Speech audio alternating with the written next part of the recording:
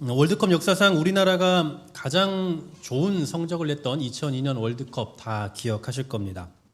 당시 우리나라 감독은 거스 히딩크 감독이었죠. 그때 기준으로 우리나라가 월드컵에 총 5회 진출을 했었습니다. 그때 기준으로요. 보통 월드컵은 그 당시 32강, 그러니까 조별 예선 한 3경기씩을 했으니까 5회를 진출했으면 한 15번 정도의 경기를 했을 텐데 단 한 번도 이겨본 적이 없습니다. 월드컵 진출 5회, 그러나 무승. 이게 바로 그 당시에 우리나라였죠. 근데 2002년 월드컵 때 무려 4승을 거뒀고 4강까지 진출을 했으니 어마어마한 업적이 아닐 수 없는 겁니다. 그동안 1승도 하지 못했던 나라가 한 대회에서 4승을 하고 4강까지 진출했다니 그 도대체 어떻게 그게 가능했을까라고 생각할 때 이건 히딩크 감독 때문이다라는 결론이 나오게 된 거죠. 그래서 그 당시 여론에서는 이렇게들 표현했습니다. 히딩크 매직, 명장 히딩크, 뭐 이런 식의 표현들을 했죠. 그만큼 그 당시 이 히딩크와 축구에 대한 국민적 열광은 뭐 최고조에 달했고 그 후 히딩크는 거의 국민적 영웅으로 대접을 받으면서 대한민국 명예 시민이 되기도 했습니다. 그런데 처음부터 그가 우리나라 축구와는 잘 맞아 보이지 않았어요. 물론 우리나라 축구 국가대표팀 감독으로 부임하기 이전에도 세계적으로 명장으로 알려져 있었던 사람이지만 유독 우리나라 축구와는 뭔가 맞지 않는 것처럼 보였다라는 거죠. 뭐 다들 남자분들은 다 아시겠지만 월드컵에 가기 전에 친선 경기를 했는데 1대5, 0대5 계속 5골 먹히고 패배하는 겁니다. 그래서 원론에서는 히딩크 경질론까지 나왔었죠. 그래서 히딩크 별명이 있었습니다. 5대 빵. 맨날 5대0으로 진다 해서 5대0 이런 별명도 있었어요. 그런 여론이 얼마나 안 좋았겠습니까? 그 당시 뭐 해설위원이나 뭐 아니면 스포츠 뉴스나 신문 등등에서 히딩크의 방식에 대해서 굉장히 냉소적이고 아주 비판적이었던 그것이 기억이 납니다. 근데 이게 웬걸? 그로부터 1년도 안 돼서 월드컵이 벌어졌는데 4강까지 가게 된 거예요. 그러자 감독 경질론을 이야기했던 사람들이 입장을 완전 바꿨죠. 히딩크 매직이다. 이 사람 마법사다. 대단한 사람이다. 칭송을 하기 시작합니다. 그 당시 우리나라 축구는 정말 별로였던 기억이 있습니다. 요즘처럼 뭐 손흥민, 이강인, 뭐 김민재 같은 세계 어디에 내놔도 잘한다라고 할 만한 선수들도 하나도 없었고 또 그동안 월드컵에서 한 번도 성적을 내본 적이 없었기 때문에 이런 팀이 4강에 진출을 한다라고 했을 때 아무리 생각해도 누구 때문이다라고 말할 수 있는 게 하나도 없는 거예요. 오직 히딩크 감독의 뛰어난 전술 그리고 뛰어난 지도력 때문이다라는 그 결론에 도달하게 되는 거죠. 뭐 운이 좋았다, 뭐 특정 선수가 워낙 잘했다 등등 뭐 이렇게 말할 수 있는 게 전혀 없어요. 이 탓 저 탓 다 따져봐도 오직 하나로밖에 귀결이 될 수 없으니 바로 히딩크 매직이었던 거죠. 전쟁이 일어났습니다. 그런데 각각의 병력을 좀 살펴보니 한쪽은 13만 5천 명이에요. 그리고 반대쪽은 3만 2천 명입니다. 4분의 1이에요. 13만 5천 대 3만 2천이 싸웠습니다. 당연히 전력 차만 놓고 보면 13만 5천이 이겨야 되겠죠. 근데 놀랍게도 3만 2천 명이 이겼습니다. 그러면 이 3만 2천 명이 이기게 된 그 이유에 대해서 여러 가지로 추측을 하고 유추를 해내겠죠. 이를테면 이 3만 2천 명 중엔 등치가 어마어마하더라. 뭐 용사들만 있더라. 싸움 경력이 어마어마한 사람들이 이 안에 있더라. 뭐 여러 가지 추측을 하며 그 승리의 이유를 따져갈 겁니다. 그런데 13만 5천 대 300이라면 어떨까요? 13만 5천 명 대 300. 이게 눈에 확 안 들어오실 것 같아서 이걸 100분의 1로 줄여보면요. 1350명 대 3명입니다. 1350명하고 3명이 전쟁을 했어요. 숫자가 눈에 확 들어오시죠? 일당 100이 아니라 일당 450입니다. 한 사람이 450명을 상대해야 되는데 여러분 이 싸움이 과연 가능한 얘기입니까? 이 전쟁 자체가 안 되는 얘기예요. 그런데 이 1350명 대 3명이 싸웠는데 3명이 이겼다. 그럼 또 우린 역시나 여러 가지로 이 승리의 원인을 생각해 보겠죠. 어떻게 3명이 이겼을까라고 생각을 할 때 아무리 추측하고 아무리 유추를 해내려고 하더라도 이 3명이 대단했다. 이 세 명이 뭐 대단한 용사다라고 말할 수 있는 사람은 아무도 없을 거예요. 왜냐하면 1300명, 50명을 이긴 세 명은 사람일 리가 없어요. 사람은 이길 수 없습니다. 말도 안 되는 얘기죠. 뭐 공룡 같은 그런 짐승이거나 아니면 뭐 신이거나 하지, 이 세 명이 1350명을 이긴다라는 건 그냥 신화에서나 나올 법한 그런 황당한 이야기일 겁니다. 만일에 1350명 대 320명이 싸워서 320명이 이겼으면 이 320명이 얼마나 뛰어난 사람들이었을까를 연구할 거라고요. 그래서 결국 이 승리의 원인을 320명의 뭔가 용사와 같은 기질, 실력, 능력을 탓할 겁니다. 하지만 1350명 대 3명의 싸움에서 3명이 이겼다면 틀림없이 그냥 기적이거나 특별한 신적 개입이 있었다라는 것이 너무나 분명하기 때문에 절대로 이 3명이 대단하다라고 말할 수가 없는 얘기예요. 오히려 이 말도 안 되는 싸움을 승리로 이끈 이 3명에게 개입한 어떤 신적인 그 개입이 뭘까를 생각하는 게 당연합니다. 마치 앞서 말씀드렸던 2002년 월드컵 때 히딩크 매직 말고는 아무것도 설명할 수 있는 게 없는 것과 같은 이치죠. 자, 오늘 우리가 생각해보고 있는 이 기드온 전쟁에서 왜 300명이어야 했는지 아시겠습니까? 잘 되면 자기 탓, 안 되면 남 탓, 이것을 참 하는 걸 좋아하는 사람들의 습성을 하나님은 너무나 잘 아시기 때문입니다. 도무지 이 전쟁의 승리는 하나님의 개입이 아니고서는 불가능한 일이다라는 것을 보여주시기 위함이다라는 얘기예요. 사실 오늘 이 본문은 신앙생활 하신 분들이라면 뭐 조금 하셨던 분들이라면 누구나 다 알고 있는 그런 본문일 테지만 좀 이런 관점에서 오늘 본문의 내용을 다시 한번 좀 재조명해 보면 좋겠습니다. 먼저 이 미디안 군대와 한판 승부를 벌이기 위한 이 기드온의 이스라엘 군대가 하룻셈 곁에 진을 쳤습니다. 자, 1절 말씀을 한번 보십시오. 여룻바알이라는 기드온과 그를 따르는 모든 백성이 일찍 일어나 하룻셈 곁에 진을 쳤고 미디안의 진영은 그들의 북쪽이요 모레산 앞 골짜기에 있었더라. 자, 이 지역 일대를 소위 이스르엘 지역이라고 말합니다. 성경에 이스라엘 말고 이스르엘이라고 하는 데가 나오는데 거기가 바로 이쪽 지역 일대를 가리키는 거예요. 근데 미디안 사람들도 전쟁을 하기 위해서 모레산 앞 골짜기에 진을 쳤고, 그리고 기드온과 그의 군대는 조금 더 유리한 이 지점을 섬점하기 위해서 일찍 일어나서 이 이스라엘 골짜기 하룻셈 곁에 진을 친 상황이에요. 자, 그런데 여기에 전쟁하기 위해서 모인 사람의 수를 세보니 32,000명이나 모였네요. 괜찮아요, 이 정도면. 비록 상대의 수가 13만 5천 명이지만 32,000명 정도면 그래도 좀 비벼볼만 하다라고 생각하는 거죠. 물론 숫자가 32,000명이라도 이 사람들이 잘 훈련된 병사도 아니고 그냥 어쩌면 오합지졸일 수도 있지만 그래도 백지장도 맞들면 나은 거 아닙니까? 그래도 한번 붙어볼만 하다라고 생각했을 겁니다. 그런데 이때 전혀 이해할 수 없는 하나님의 음성이 들려와요. 2절 말씀 보십시오. 하나님 뭐라고 말씀하신지 한번 같이 읽어봅니다. 여호와께서 기드온에게 이르시되 너를 따르는 백성이 너무 많은즉 내가 그들의 손에 미디안 사람을 넘겨주지 아니하리니 이는 이스라엘이 나를 거슬러 스스로 자랑하기를 내 손이 나를 구원하였다 할까 함이니라. 아멘. 이게 웬 말입니까? 너무 많다니요. 뭐가 많아요? 32,000이라는 수가 물론 적은 수는 아니지만 13만 5천에 상대할 만한 그 군사력으로는 형편없는 수 아닙니까? 그런데 하나님께서는 지금 이 숫자가 너무 많대요. 왜 그럴까요? 아까 말씀드렸죠. 잘 되면 지 탓, 안 되면 하나님 탓 하는 그 인간의 심리를 너무나 잘 아시기 때문입니다.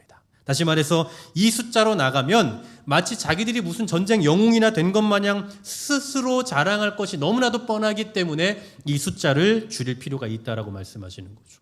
그래서 하나님께서는 이 숫자에서 두려워 떠는 사람을 제해라 라고 말씀하시는데 3절 상반절에 이렇게 말씀합니다. 이제 너는 백성의 귀에 외쳐 이르기를 누구든지 두려워 떠는 자는 길앗산을 떠나 돌아가라 하라 하시니, 자, 용기가 없는 자는 가라 이 얘기예요. 그 당시 전쟁은 양쪽이 막 붙으면 막 싸우죠. 그러다가 한쪽이 자연스럽게 도망가면 전쟁 끝입니다. 도망가면 끝이에요. 그러니 이 전쟁의 두려움에 사로잡혀 있는 군사들이 있었다면 붙기도 전에 도망가지 않겠어요? 그러면 이 전쟁은 끝나는 거죠. 그러니 용기 없는 군사가 아무리 많아봐야 이 전쟁에서 군대의 사기만 떨어뜨릴 게 너무나도 분명합니다. 그래서 어쩌면 이 자리에서 겁쟁이들 돌려보내는 게 오히려 방법일지도 모르겠어요. 그렇게 두려움에 떠는 사람들을 보냅니다. 그런데 딱 10,000명이 남았어요. 32,000명 중에 22,000명이 떠난 거죠. 3절 하반절에 보시면 이에 돌아간 백성이 22,000명이요 남은 자가 10,000명이더라. 여러분 이 장면 한번 상상해 보십시오. 여러분이 기드온이라고 생각해 보세요. 이 전쟁의 지도자예요. 그런데 지금 하나님께서 보내래요. 그래서 보내고 이제 사람들 하나둘 떠나기 시작하겠죠. 32,000 너무 적은 수인데 이 중에 하나둘 떠나가고 있는 그 장면을 보면서 그만 가라 속으로 계속 그 생각하지 않았겠습니까? 도대체 이러다가 다 가버리면 어떡하나? 나 혼자 전쟁하면 어떡하지? 수많은 걱정을 하고 있었을 거예요. 그렇게 다 사람들이 빠져나가고 보니 그나마 감사한 것은 10,000명이나 남았어요. 한 사람이라도 더 있어 주길 바랬지만 어쨌든 하나님이 속가내라고 하신 이상 보낼 수밖에 없는 상황이잖아요. 그런데 그렇게 해서 하나하나 떠나고 났는데 그나마 감사하게도 10,000명이나 남은 겁니다. 솔직히 이 숫자로도 말도 안 되죠. 13만 5천 대 10,000명이 어떻게 싸움이 되겠습니까? 그래도 어쩌겠어요. 하나님께서 하라고 하셨잖아요. 하라고 하시면 해야죠. 게다가 이 남은 10,000명은 두려움이 없는 사람들이에요. 말 그대로 용사와 같은 사람들입니다. 그래서 어쩌면 기드온의 마음에 말도 안 되지만 그래도 한번 해볼 만하다라고 생각했을지도 모르겠습니다. 그런데 하나님께서 또다시 충격적인 말씀을 하시죠. 자, 4절 또 뭐라고 말씀하시는지 같이 한번 읽어봅니다. 시작. 여호와께서 또 기드온에게 이르시되 백성이 아직도 많으니 그들을 인도하여 물가로 내려가라. 거기서 내가 너를 위하여 그들을 시험하리라. 내가 누구를 가리켜 내게 이르기를 이 사람이 너와 함께 가리라 하면 그는 너와 함께 갈 것이요 내가 누구를 가리켜 내게 이르기를 이 사람은 너와 함께 가지 말 것이니라 하면 그는 가지 말 것이니라 하신지라. 아멘. 정말 말 그대로 참나입니다. 참나. 10,000명도 많대요. 아마 이 정도면 기드온의 입장에서 에라 모르겠다. 하나님 마음대로 하세요. 하면서 거의 해탈의 경지에 이르렀을지도 모릅니다. 게다가 이 10,000명에서 사람을 줄이는 방법이 되게 독특해요. 5절 6절에 보시면 이에 백성을 인도하여 물가에 내려가며 여호와께서 기드온에게 이르시되 누구든지 개가 핥는 것 같이 혀로 물을 핥는 자들을 너는 따로 세우고 또 누구든지 무릎을 꿇고 마시는 자들도 그와 같이 하라 하시더니 손으로 움켜 입에 대고 핥은 자의 수는 300명이요 그 외의 백성은 다 무릎을 꿇고 물을 마신지라. 자, 물가에 내려가서 물을 마셔라라고 명했을 때 두 가지 모습이 나오는데요. 하나는 무릎을 꿇고 마시고요. 또 하나는 물을 손으로 떠서 손에 있는 물을 핥는 방식으로 물을 마시고 있는 겁니다. 그러자 하나님께서는 손으로 움켜 입에 대고 물을 마시는 이 300명을 제외한 나머지 무릎 꿇고 마신 9,700명을 다 보내라라고 말씀하시는 거죠. 자, 7절 8절 제가 읽어드릴게요. 여호와께서 기드온에게 이르시되 내가 이 물을 핥아먹은 300명으로 너희를 구원하며 미디안을 내 손에 넘겨주리니 남은 백성은 각각 자기의 처소로 돌아갈 것이니라 하시니 이에 백성이 양식과 나팔을 손에 든지라. 기드온이 이스라엘 모든 백성을 각각 그의 장막으로 돌려보내고 그 300명은 머물게 하니라. 미디안 진영은 그 아래 골짜기 가운데에 있었더라. 자, 처음에 겁을 먹어서 속가진 22,000명은 말 그대로 집으로 갔어요. 집으로 보냈습니다. 그런데 여기서 두 번째로 속가낸 9,700명은 집으로 보내지 않고 베이스 캠프로 가게 합니다. 전쟁에만 참여를 하지 못할 뿐 어디에 머물러 있게 하셨어요. 그리고 실제로 나중에 미디안을 치고 나서 미디안을 쫓아내는 역할을 할 때 그때는 300명 말고 이 9,700명이 다 합세를 합니다. 그래서 아마 하나님께서 여기 베이스 캠프에 남아있으라고 하셨던 것 같아요. 어쨌든 하나님께서는 무릎을 꿇고 물을 마신 9,700명을 이 전쟁에서 배제시키셨습니다. 자, 그러면 왜 하나님이 이런 방법을 하셨을까요? 왜 하필 물 떠먹는 자세를 가지고 무릎 꿇고 물 마신 게 도대체 무슨 잘못이라고 이렇게 전쟁에서 배제를 시키냐고요. 이에 대해서 여러 가지 해석이 있는데 오늘 조금 시간이 가더라도 여기에 대한 대표적인 견해 3가지를 좀 제가 설명을 드리도록 할게요. 왜냐하면 여기에 대해서 너무나 많은 오해들이 있는 것 같아서요. 첫 번째로는 물을 움켜쥐어서 핥아먹은 사람은 혹시 지금 적군이 오는 거 아닌가 하면서 경계태세를 가지고 있었던 데 반해 무릎 꿇고 마시는 사람들은 그냥 당장 필요한 것에만 목을 매는 사람들이었기 때문이다라는 견해예요. 굉장히 그럴듯하죠. 굉장히 경계태세를 지니고 있다. 그래서 이런 사람들이 전쟁에 나갈 만하다라는 건데 근데 생각해 보십시오. 지금 전쟁 중이 아니에요. 지금 전쟁에 나갈 사람 선발하는 과정입니다. 근데 벌써부터 적군이 오나 안 오나 물 마시는 것 가지고도 적군이 오나 안 오는가를 살피면 여러분 이건 신경 과민증이죠. 여러분 이렇게 신경이 예민한 사람이 전쟁에 나갈 수 있겠습니까? 저는 집 말고는 잘 잠을 못 자거든요. 거의 못 자요. 저 같은 사람 전쟁 못 나가요. 저 같은 사람은 전쟁 나가면 피곤해서 쓰러져 죽을지도 모릅니다. 총에 맞아 죽기 전에. 이렇게 신경 과민증에 걸리는 사람들이 어떻게 군인으로 선발돼요? 이건 말이 안 되는 해석 같아요. 두 번째로는 유명한 역사학자 요세푸스라는 사람이 있거든요. 아주 유명한 분이에요. 근데 이분이 쓴 유대 고대사라는 책에 이런 게 있더라고요. 제가 한번 읽어드릴게요. 그런데서도 물을 여유 있게 꿀꺽꿀꺽 먹지 못하고 개같이 입으로만 조금 핥아보고는 요러고 저러고 적군이 안 오는가 보면서 무서워 벌벌 떨며 마음이 조마조마해하는 그런 비겁한 자들 300명만 쏙 빼가지고 그들을 데리고 와서 기적을 나타내게 했다. 그러니까 이 요세푸스는 다른 관점으로 본 거죠. 여기 300명의 용사가 아니라 사실은 진짜 겁쟁이다 이 얘기예요. 이 나머지 9,700명이 오히려 용사고 이 300명은 더 겁쟁이인데 이 겁쟁이를 데리고 가서 하나님께서 일하셨다라는 거죠. 자, 여기에 대한 반론은 그럴 거면 아까 애초에 처음에 보냈던 22,000명도 겁쟁이였잖아요. 겁쟁이들 보내라고 하셨잖아요. 그래서 22,000명 보냈는데 그러면 오히려 그때 22,000명 남기고 나머지 10,000명을 보내는 게 답 아닙니까? 근데 왜 그때는 안 보냈는데 지금 이제 와서 또 겁쟁이를 또 분류하냐? 이 얘기죠. 마지막 세 번째로는요. 유대 랍비들의 해석입니다. 무릎을 꿇고 엎드리는 행위가 잘못됐다 이 얘기예요. 습관이야 이거죠. 우상을 섬기는 습관, 맨날 아무 데서나 무릎 꿇고 기도하는 이런 습관이 있어서 물 마시는 것조차도 무릎을 꿇고 마신다. 하나님의 백성들은 하나님의 성전에 가서만 무릎을 꿇지 다른 데서 무릎을 꿇지 않는데 이 사람들은 일상적인 그 우상 숭배의 습관이 남아있어서 이렇게 했다라는 겁니다. 그런데 여러분 하나님이 꼭 그렇게 테스트해 보셔야만 합니까? 우리가 눈 뜨고 기도하면 하나님 우리 기도 안 들으세요? 그런 거 아니잖아요. 꼭 무릎을 꿇는 사람들 보면서 아 너는 우상을 섬기는구나. 무릎을 안 꿇는 사람들은 넌 우상을 안 섬기는구나. 그거 가지고 하실 리가 없다라는 거죠. 그러니 굳이 이런 테스트를 통해서 그 사람들의 믿음과 마음을 확인해 보실 이유가 전혀 없다 이 얘기입니다. 자 그러면 도대체 하나님은 왜 이런 테스트를 하셨고 무슨 기준으로 선별을 하셨을까요? 우선 방금 전에 제가 말씀드린 세 가지 정도의 견해는 솔직히 다 의미가 없는 얘기입니다. 왜냐하면 물 먹는 자세에서 도덕적인 우수성을 증명한다는 게 이게 얼마나 웃긴 얘기입니까? 여러분 물 먹는 자세를 가지고 사람을 평가하면 이게 말이 되는 얘기예요? 누군가 두 손으로 물을 마시며 경건한 사람이고 한 손으로 물을 마시며 아주 교만한 사람이다. 이렇게 우리가 도덕적인 우수성을 평가할 수 있는 겁니까? 그런 거 아니죠. 그리고 한번 솔직히 생각해 보세요. 10명도 아니고 10,000명입니다. 이 10,000명의 사람에게 시냇가에 가서 물을 마시라라고 했을 때에 여러분 두 가지만 나올까요? 말도 안 되는 얘기죠. 여러분 당장 여기 계신 여러분들만 해도 물을 한번 드세요라고 하면 정말 각양각색의 모습이 나올 겁니다. 10,000명의 사람이 시냇물에 가서 물을 마신다. 그러면 여기서 말하는 이 두 가지가 대표적으로 나오겠죠. 하지만 누군가는 그냥 잠수해서 물 마시는 사람도 있어요. 아니면 어떤 사람은 컵 같은 걸 만들어서 그걸로 이렇게 떠서 마시는 사람도 있겠죠. 아니면 나는 목이 안 말라요. 안 마실 수도 있는 겁니다. 각양각색의 모습이 나올 거예요. 그런데 단 두 가지 형태만 나왔다. 이게 무슨 얘기입니까? 하나님의 사인이란 얘기예요. 그 많이 나올 수 있는 다양한 경우의 수를 다 제끼고 단 두 가지만 나왔다는 건 하나님의 사인이라고요. 다시 말하면 그들의 행동을 보고 선택하신 것이 아니라 하나님께서 300명을 택하셨다라는 것을 다 볼 수 있게 하셨다라는 거예요.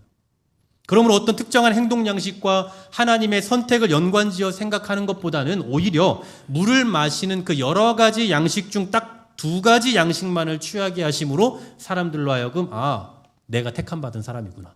저 사람을 택하셨구나. 라는 것을 보게 하신 하나님의 방법이었다라는 겁니다. 그러니까 물 마시는 형태가 무슨 의미가 있다. 어떤 형태가 신앙의 우위를 나타낸다라고 생각할 필요가 없는 거죠. 중요한 건 이 300명을 하나님이 직접 선택하셨다라는 얘기입니다.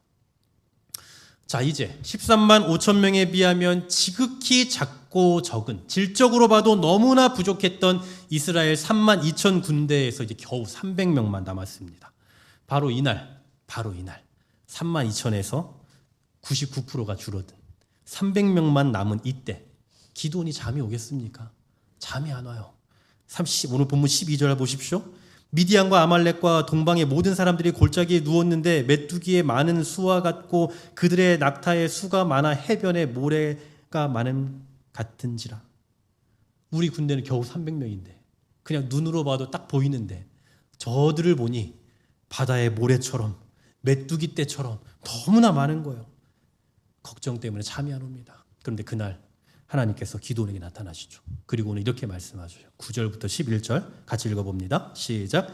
그 밤에 여호와께서 기드온에게 이르시되 일어나 진영으로 내려가라. 내가 그것을 내 손에 넘겨주었느니라. 만일 내가 내려가기를 두려워하거든 내 부하 부라와 함께 그 진영으로 내려가서 그들이 하는 말을 들으라. 그 후에 내 손이 강하여져서 그 진영으로 내려가리라 하시니 기드온이 이에 그의 부하 부라와 함께 군대가 있는 진영 근처로 내려간즉. 아멘. 자, 32,000에서 300명으로 줄어드는 그 충격적인 모습을 보며 흥분이 채 가라앉기도 전에 하나님께서는 기드온에게 너 저기 미디안 진영으로 지금 들어가라 라고 말씀하셔요. 그래서 이 기드온이 그날 밤 부하를 데리고 그 미디안 진영으로 갑니다. 몰래 가요. 그런데 가는 중에 갑자기 이 두 명의 미디안 병사가 하는 대화 소리가 들려요. 13절에 보니까 이렇게 이야기합니다. 한 병사가 보라 내가 한 꿈을 꾸었는데 꿈에 보리떡 한 덩어리가 미디안 진영으로 굴러들어와 한 장막에 이르러 그것을 쳐서 무너뜨려 위쪽으로 덮으니 그 장막이 쓰러지더라 라고 이야기해요. 이 꿈이 의미하는 바가 뭔지 모르죠, 기드온은. 그런데 그 옆에 있는 그 꿈을 들은 한 병사가 이 꿈에 대해서 해몽을 해줘요. 14절입니다. 그의 친구가 대답하여 이르되 이는 다른 것이 아니라 이스라엘 사람 요아스의 아들 기드온의 칼이라. 하나님이 미디안과 그 모든 진영을 그의 손에 넘겨주셨느니라 하더라. 놀라운 이야기가 아닐 수 없습니다. 13만 5천 명과 격돌할 우리 군사 300명의 이 어떤 물리적인 차이 때문에 걱정, 근심 가득한, 게다가 두려움에 빠져 있을 법한 기드온에게 엄청난 희망의 메시지예요. 여러분, 우연이라고 하기에는 너무나 기가 막힌 타이밍 아닙니까? 지금 적진에 몰래 들어갈 수 있는 것도 기적일 거예요. 13만 5천 명이 있는 그곳에 몰래 어떻게 들어갑니까? 상대방의 이 적장이 지금 여기에 왔다고요. 기적 같은 일이에요. 그런데 하필 그가 지나가고 있는 그때에 두 병사가 대화를 나누는데 기드온에 대한 이야기고 우리가 죽는다, 기드온이 이긴다라는 그런 해몽을 하고 있더라고요. 즉 하나님의 섭리에 의한 완전한 타이밍에 의해 하나님의 뜻을 기드온에게 들려주고 계시는 겁니다. 다시 한번 기드온은 분명히 깨달았겠죠. 현실적인 숫자가 하나님의 섭리와 인도하심을 주관할 수 없겠구나라는 것. 하나님의 은혜가 아니고서는 나는 아무것도 아니구나. 하나님이 행하시면 나는 이길 수 있구나. 그리고 이 전쟁은 결국 하나님이 행하시는 거구나 라는 것을 깨달았을 겁니다. 그리고 다 아시다시피 그 전쟁은 완전한 승리로 끝나게 됩니다. 오늘 우리가 이 말씀을 통해서 발견할 수 있는 하나님의 섭리하심의 방식이 뭘까요?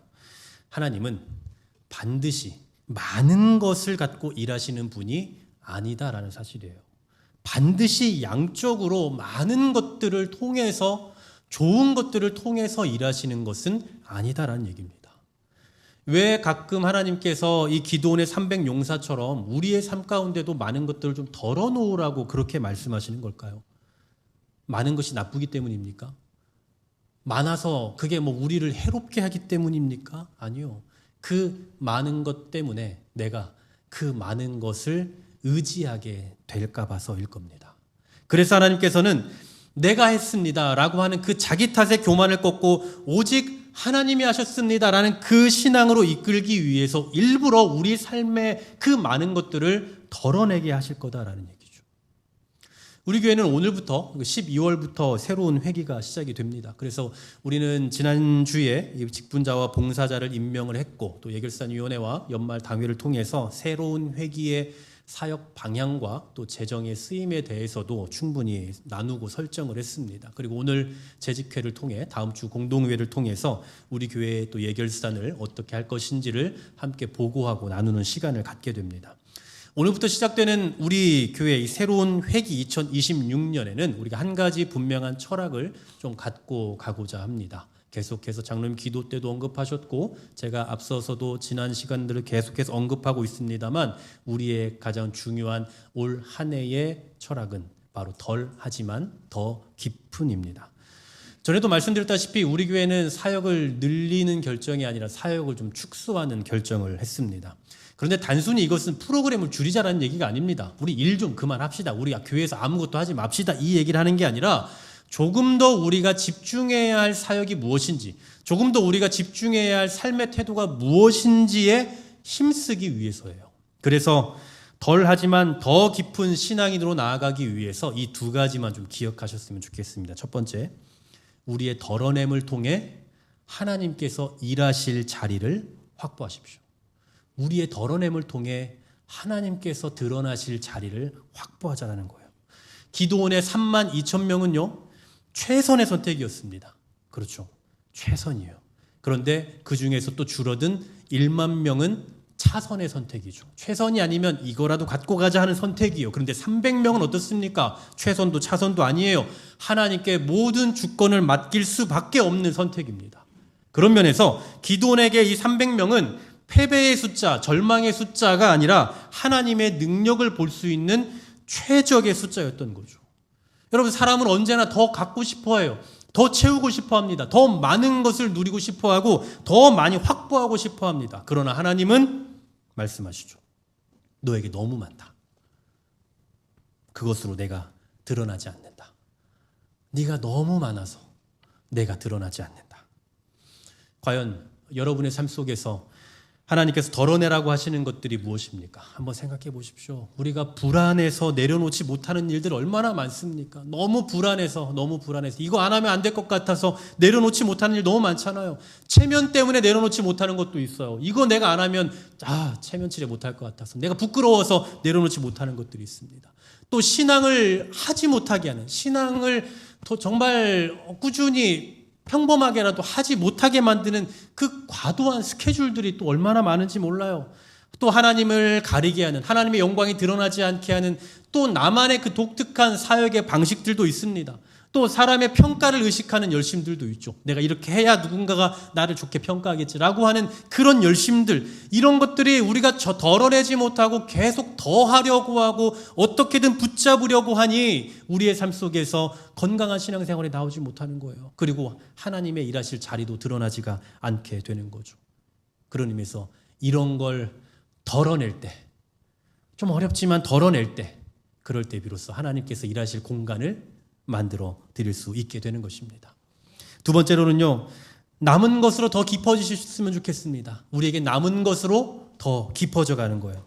하나님은 많음을 사용하시는 게 아니라 정결함을 사용하시는 겁니다. 정결함. 그러니까 우리의 규모가 어느 정도인가, 얼마나 많나, 이 규모를 보시는 게 아니라 얼마나 깊은가, 얼마나 정확한가 하는 그 깊이를 보고 계신다라는 거예요. 우리 교회도 사역의 양을 줄이고 프로그램을 줄이고 또 바쁘기만 한 열심을 내려놓고 하나님께서 진짜 원하시는 것이 무엇인가, 하나님께서 이 시대의 교회들에게 원하시고 요구하시는 것은 무엇이며 우리 한길교회를 통해서 이루고자 하시는 그 하나님의 이 시대적인 사명, 우리에게 주어진 사명이 무엇인가에 좀 집중해 보려고 합니다. 적어도 괜찮습니다. 조금 줄여도 괜찮아요. 기드온에게는 300명으로도 충분했습니다. 하나님께서 함께 하시면 덜함은 부족함이 아니라 더 깊은 은혜로 나아가게 되는 하나님의 방식인 것입니다. 그러므로 사랑하는 여러분, 오늘부터 우리 교회는 많이 하는 교회가 아니라 하나님의 일하심이 드러나는 교회가 되어야 할 줄로 믿습니다. 큰 교회를 추구하자라는 게 아니라 더 깊은 교회가 되자라는 거예요. 얼마나 많은 사람들이 모여서 얼마나 활발하게 더 많은 일들을 하는가가 아니라 얼마나 우리 안에 하나님의 일하심이 드러나는가, 얼마나 우리가 하나님과의 관계가 깊은가, 얼마나 그 회복과 믿음에 초점을 맞추고 하나님과 교제하며 소통하며 교회로서의 역할들을 감당해 가고 있는가, 이것을 추구해 가야 된다라는 사실입니다. 덜 하지만 더 깊은, 덜 가진 것처럼 보이지만 더욱더 하나님이 드러나는, 그리고 좀 덜 분주하지만 그 가운데서도 더 은혜가 드러나는, 흘러넘치는 그런 한 해가 될 수 있기를 주의 이름으로 간절히 소망합니다.